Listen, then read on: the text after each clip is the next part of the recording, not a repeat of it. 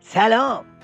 یه دل میگه برو برو، یه دلش میگه نرو نرو، طاقت نداره دلش چی کار بکنه. این روزا همه جونورای نظام به صورت دست جمعی دارن تو فیلم یه دل و دو دلبر بازی میکنن، یعنی همه از دم تو فاز یه بوم و دو هوان.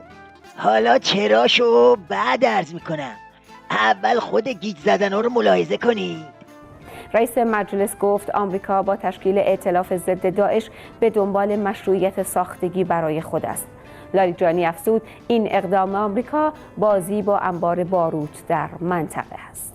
دکتر لاریجانی در ادامه گفت آمریکایی‌ها گمان نکنند که به بهانه مبارزه با داعش می‌توانند به کشورهای دیگر دستاندازی کنند. تصور نکنن که به بهانه‌ای که ما داعش رو می‌خوایم بزنیم بغلیش هم تو سوریه بزنیم. ببین چه زهره‌ای ترکونده این لاریجانی. از یه طرف میناله که چرا تو ائتلاف ضد داعش راشون ندادن، از اون طرف از ترس کله شدن بشار داره قالب تویی میکنه. حالا واسه این که این ترس رو پنهون کنه چی کار میکنه؟ هیچی، دخیل میبنده به بمب و بارود. اما حالا همین لاریجانی 2 قدم بعد یهو طوری رنگ عوض میکنه و حرفای جام زهری میزنه که تیویریش هم نمیتونه حرفاشو پخش کنه. اگر بخواهیم تفکر در جامعه رشد پیدا کند، باید به حوزه فکری آزادی داد. پس از انقلاب متاسفانه در تئوری پردازی امر به معروف و نهی از منکر خوب عمل نکردیم. اگر امر به معروف و نهی از منکر بد اجرا شود آثار مخربی دارد و مرافعات ایجاد می کند و اگر نباشد جامعه را از خاصیت می اندازد و همبستگی از بین می رود. یک دست بمب و هسته، یک دست جام زهر، رقصی چنین میانه میدانم آرزوست. آخه لاریجانی جانی چرا سرگردانی؟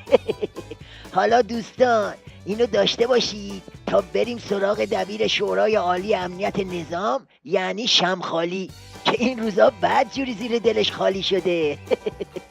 دبیر شورای عالی امنیت ملی هم در جلسه شورای عالی جامعه مدرسین حوزه علمیه قم ایران را پیشتاز مبارزه با تروریسم و شرارت سازمان یافته در منطقه دانست و گفت جامعه بین الملل نیز این نقش را پذیرفته و کسی نمیتواند منکر آن شود.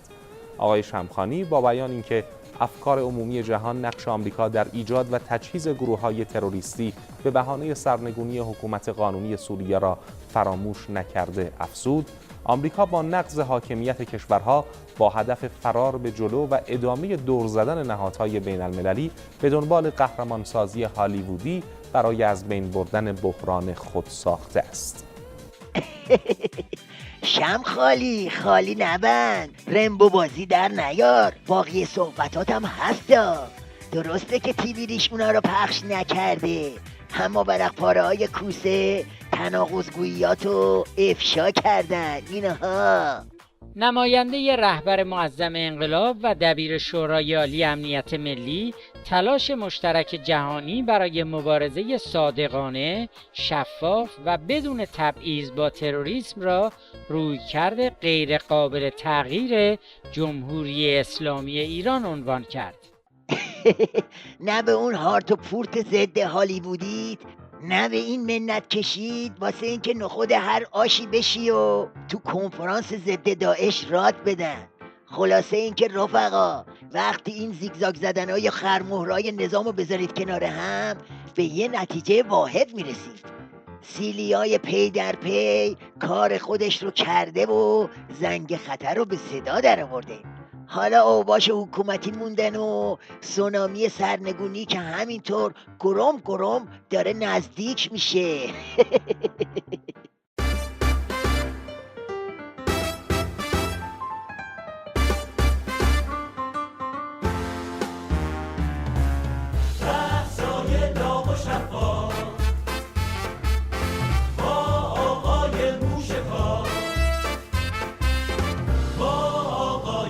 موشکافی